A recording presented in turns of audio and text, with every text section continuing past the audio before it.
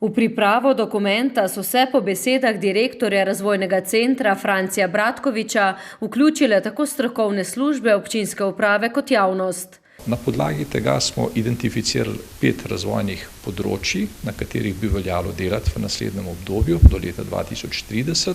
In znotraj teh posameznih področji so se pa pojavili tudi, bom rekel, konkretnejši razvojni cilji in nekateri med njimi so tudi že opredeljeni rokovno, do kdaj bi se dalo to realizirati.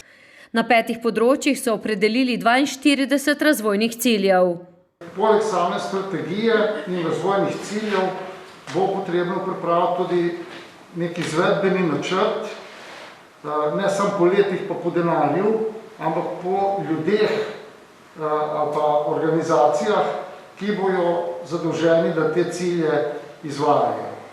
Borut Likar je pohvalil pripravljen osnutek, a je v njem pogrešal dejavnejšo vlogo oziroma mnenja občanov.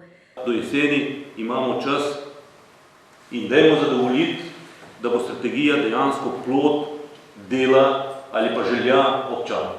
Pa da se to predstavi in da se še kaj dopolnjuje, pripravljenost pa je pripravljalca, da se deluje in da mogoče še kaj doda zraven, ker je to živa zadeva in zakaj ne.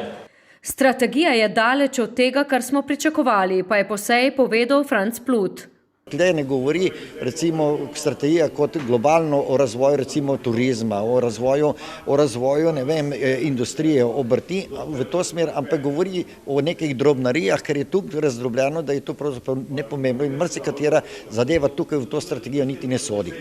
Župan Dušan Krštinc pripravljen osnutek strategije ocenjuje pohvalno. Je nekako zaveza, da to dokument sprejmemo še v tem mandatu. Sam sem mnenja, da ga moramo pač sprejeti nekako do poletja. Časa je dovolj, seveda bomo naredili tudi še eno usklajevanje z svetniki, bodo pa gradivo obravnavali tudi delovna telesa. Kot je ugotovil že pripravljalec strategije, tako Krštinc, imajo v občini kar nekaj področij lepo urejenih. Tudi zato bržkone ni bilo tolikšnega zanimanja občanov za sodelovanje pri pripravi osnutka.